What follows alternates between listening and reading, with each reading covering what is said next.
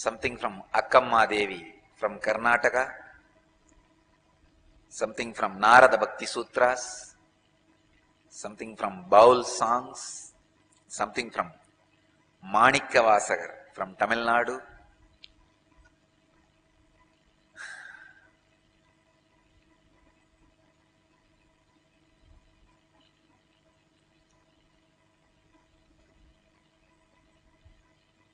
all disciples of Ramana Maharshi again and again pressed him, please talk about the Aksharamana Mala you wrote. He wrote a beautiful song, the marital garland of letters, Aksharamana Mala on Shiva, on Prema Bhakti, on Madhura Bhava. Again and again, people are pestering him, please give meaning for it. You explain. He said, there are something, if it is spoken, it is degraded, that's all. The very word will make it dirty. Either you should just understand and keep quiet about it, or just deny the very existence of it. But if you start speaking verbally, the whole joy will be lost. The whole thing will become dirty. It will be reduced to words which can be given any meaning. So again and again, Ramana Maharshi avoids talking about his great ecstatic love with Shiva. Then one disciple asked him, if it is so sacred, if it is so secret, why did you sing it out? Why did you share it with us? Then Bhagavan says, I did not sing it for public. I sang for Shiva. Only few people were around me were there when I sang, but those few people I felt they are my very extension. They are not different. Just because those few were very my extension, only they were around me, I sang to Arunachala. Same way, when Manikya Vasagar was asked to give meaning for Tiruvasagam,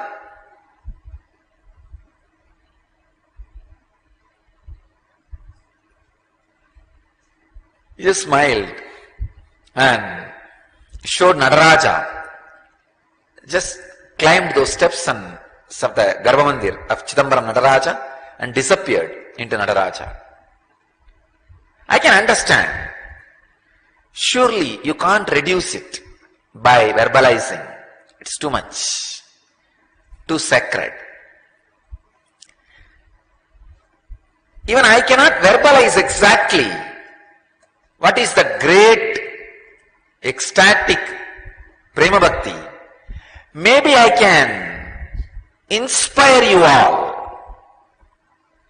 by talking few things about and sharing one or two techniques and definitions, that's all. So I wanted to make it very clear. In satsang today, I am not defining Prema Bhakti. I am not talking about Prema Bhakti. I am only giving some techniques for you to achieve Prema Bhakti. So whatever I am talking should be taken in the sense of inspiration or technique. Because it's too sacred. Nelatamareya Nithyananda Tande Palatamareya Rushiyante Tilatamareya Tailatante Maratamareya Tejitante Bhavatamareya Brahmanakishta Chennamallikarjunan Nilavanaru Ariyavarutu. It's from Akkamma Devi. Like the treasure hidden in the ground, taste in the fruit, gold in the rock, oil in the seed, the absolute is hidden away in the heart. No one can know the ways of Chennamallikarjuna. Akkamma Devi, one of the great Prema Bhakta. lived like a child in ecstasy. She sings, it is hidden so deeply, you can't sing about it, you can't tell about it. That's the truth. Manikyavasagar very beautifully says, Karandabal kannalodu neigalandar vola Sirandadiyar Sindanayul Tenuri Nindru.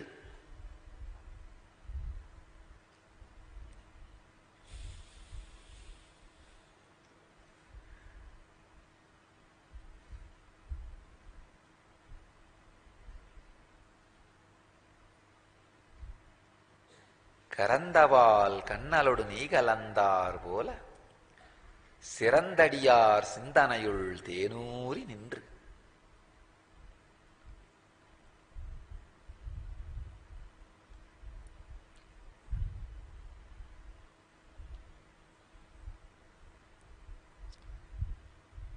Ramakrishna says, if you go to a feast, before the food was served, there will be a lot of talking.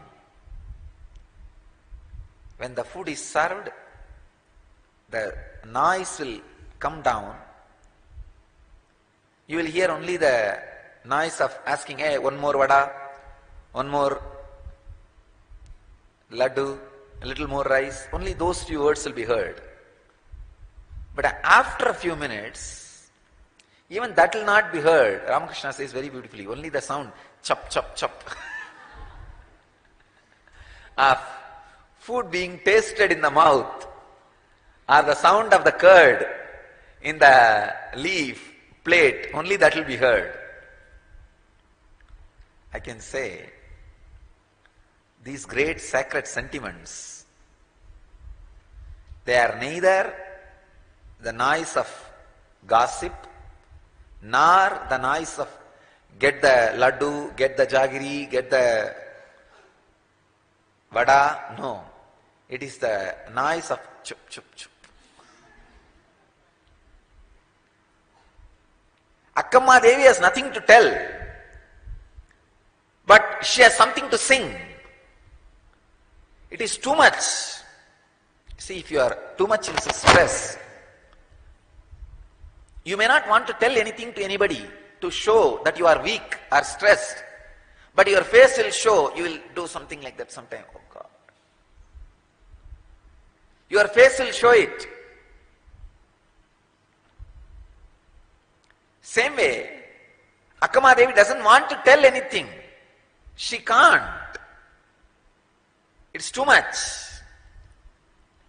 But same way she can't keep quiet. It is too much inside. She is just singing. She has nothing to tell, but lot to sing. That is why she is singing.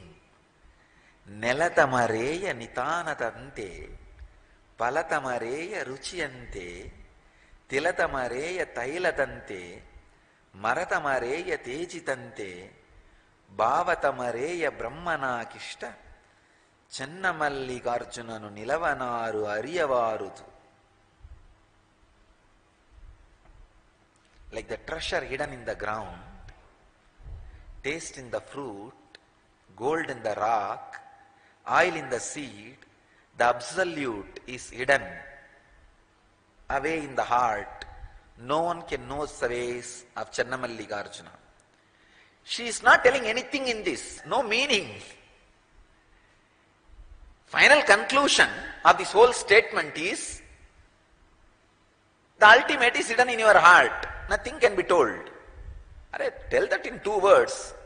Why do you need a big poem?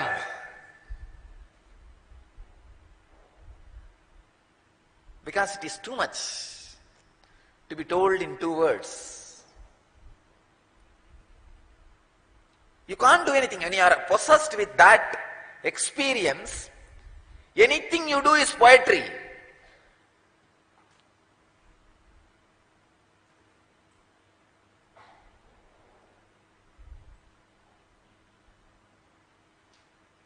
Andal,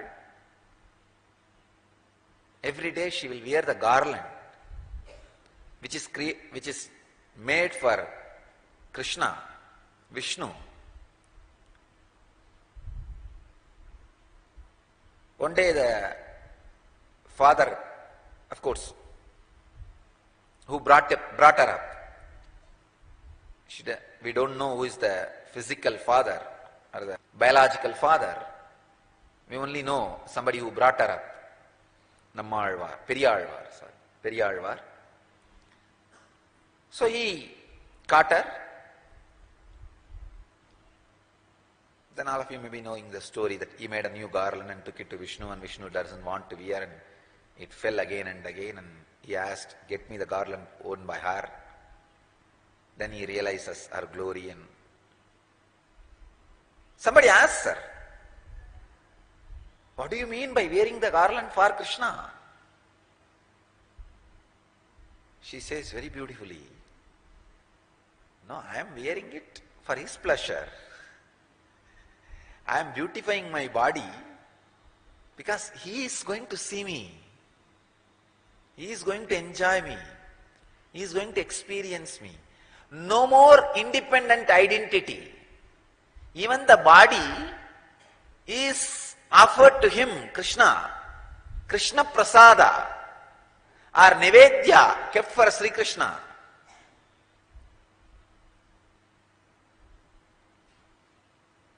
That is why Krishna could not feel that is a different body. He said, let me wear the garland, put on her body. Achalamurti and Sachalamurti. The statue was Achalamurti and Andal was Sachalamurti. Because there was nothing inside Andal except Krishna.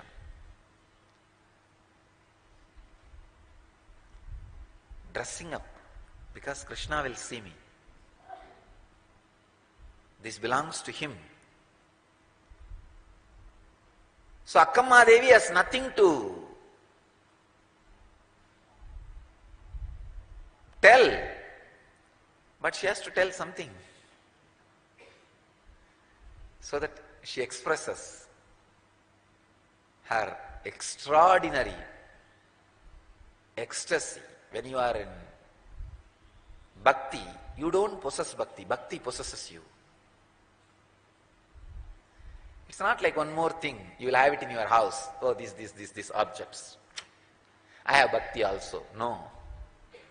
Bhakti will own you. You can't own bhakti. As long as you own bhakti, it is not bhakti. It's managed bhakti.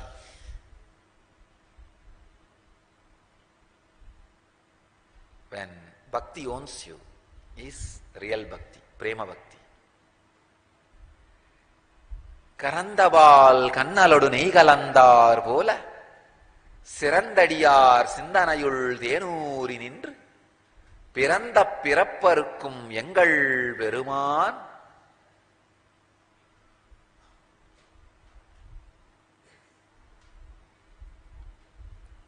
He sings just like that.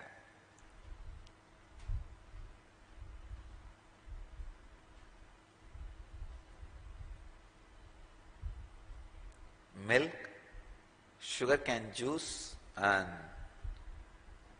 ghee, if all three are added, how sweet it will be. Same way you are sweet, constantly in the heart of the devotees. Just by remembrance, joy and ecstasy. Such light being.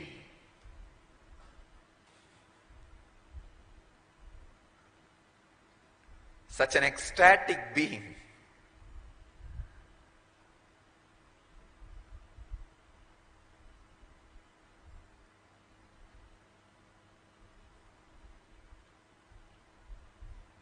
Sometime I go on, avoid the subject by smiling. Now that's what I am doing. Because the subject is too much. How will you explain the word? Sirandadiyar Sindanayul Tenuri Nindru. The exact translation means in the heart of the devotees, like a honey, you go on oozing out. You can't explain. Either you experience it or just do not know the existence of it. It's like having the eye or not having the eye, that's all. Somebody who doesn't have eye, who is born blind, you go on singing about the glory of colors. Oh, how the rainbow looks. First there is a violet, then there is a this, then there is a green, then there is a yellow. That fellow will naturally get irritated and start throwing stones at you. Persecution. That is why so much religious persecution.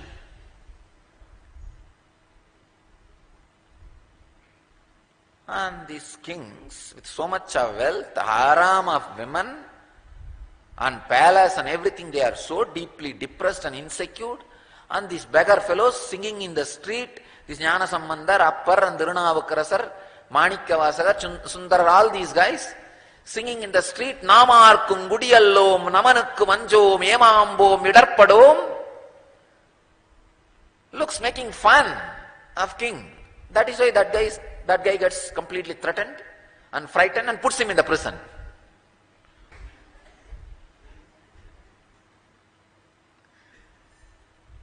And in the prison also this guy is not depressed. Sitting there he is singing.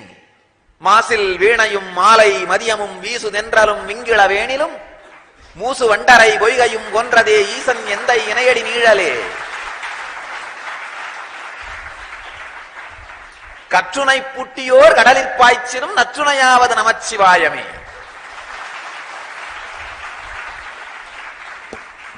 He is not keeping quiet.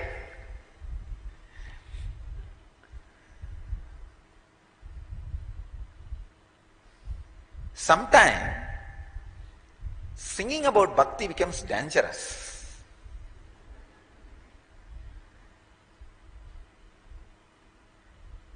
Because it is, actually I tell you, bhaktas are aliens. That is the truth. Bhaktas are aliens. They don't belong to this planet. See, it's some non-mechanical parts of the brain gets awakened. I tell you, once the bhakti gets awakened, you can't even talk to common man. I know thousands of our devotees who can't go to any party and who can't talk to anybody else, any other subject. All the old relatives, friends, everything has disappeared. It's not that you renounce them, they renounce you. Because there is nothing in common to talk. What will you do? So talking about the same thing. What about share? What about market? What about your business? How about this saree? Where did you get this jewelry? But here, you don't know anything of that. The jewel which you wear is energy bead from Dhyanapidam. The saree which you wear is ashram saree, white saree. And all you know about is Swamiji and what is the next program? What was the last program you attended?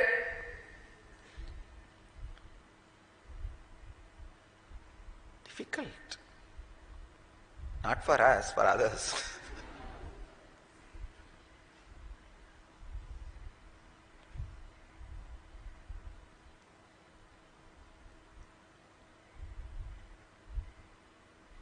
Just understand.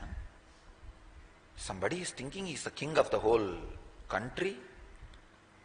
An ordinary guy, Thirunavukarasar, old guy, all he holds, his whole property is one small Udavarapada, in English I don't know the name, just a small weapon to clean the tool, not even weapon, tool to clean the grass, the ground. That's the only job he will do. He will go to all temple and clean the floor and do some service in the temple, sing about Shiva. But this guy is so charismatic and ecstatic. Wherever he goes, thousands gather. Come on, put him in the prison. But again, nothing can be done. This guy is sitting there in ecstasy and joy.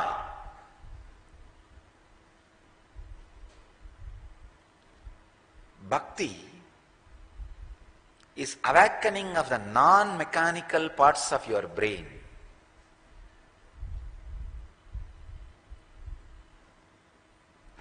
Till the end, neither I nor somebody can explain to you the meaning of Sirandadiyar Sindanayul Tenuri Nindru. No. I can give you the translation, but I can't give you the meaning. Translation says, in the heart of the devotees, you ooze out like a honey.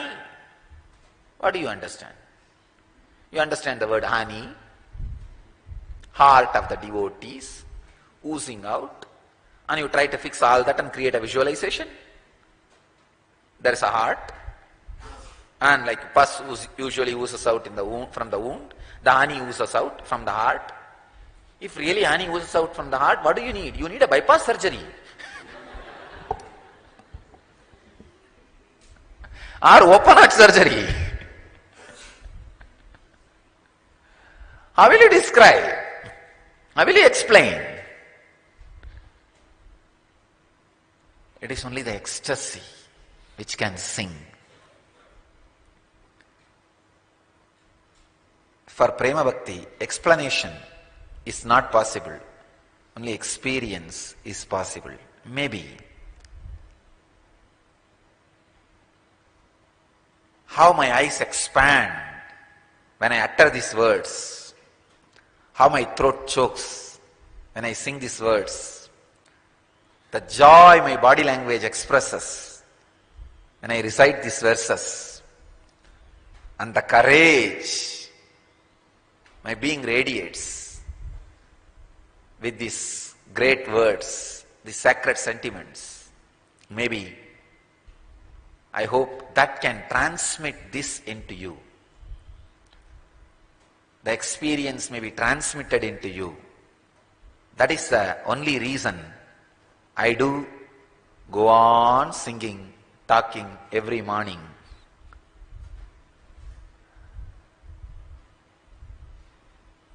Otherwise, there is no other way. There is no other reason why so many words should be used to sing about something which can never be sung, to explain about something which can never be explained.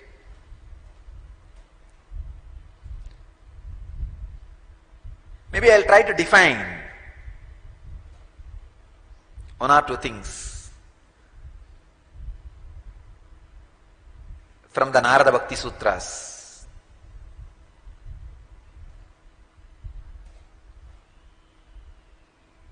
I have read thousands of books in at least 3-4 languages which I can read and understand.